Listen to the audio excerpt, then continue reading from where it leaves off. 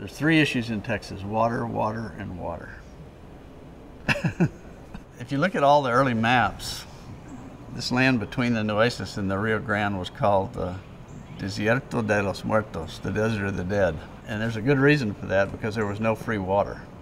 There was no running water between the two rivers. All animals have to have a drink, and if you can't get water, you can't ranch, you can't do anything without water. It's just as true today as when this country was settled. If you don't have water, you can't live there. The early peoples, particularly the Spanish that settled here in the 1760s up until the early 1800s, used hand-dug wells, and that supplied water for their family needs plus the livestock. As areas become more populated and more cattle come in, they needed a better source of water. Around 1900 was when they actually started drilling for water using old drilling rigs, and that's when the windmills really took hold. The Edwards Aquifer is a limestone formation. There's more water, fresh water in the Edwards Aquifer than in all the freshwater lakes of Texas. That's how big it is. The windmill is a mechanical machine that can take the wind and turn it into a device for pumping water. Well, if you've got a windmill, you've got water, and you can't ranch without water.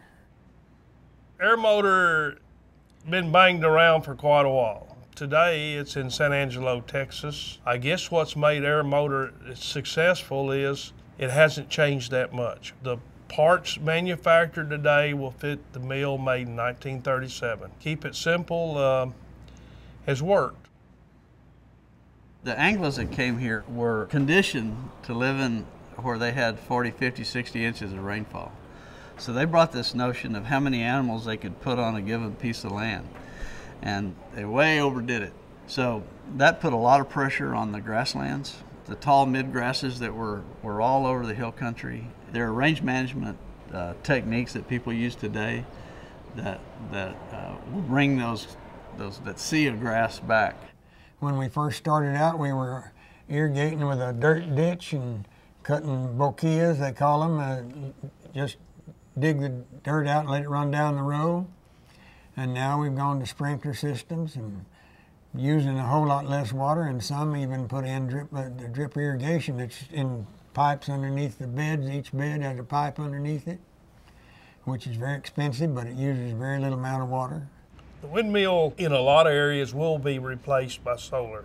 A lot of places, it's still the best bang for the buck, especially if you have year-round wind. They're very reliable, they last a long time. The future of Texas hinges on water. There's nothing else, there's no resource like it that people fight over as much and care about as much, and it's a shared resource that is needed individually, and there's no future in Texas that is not going to involve water and water issues and water laws and water fights, and for Texas, it's the one.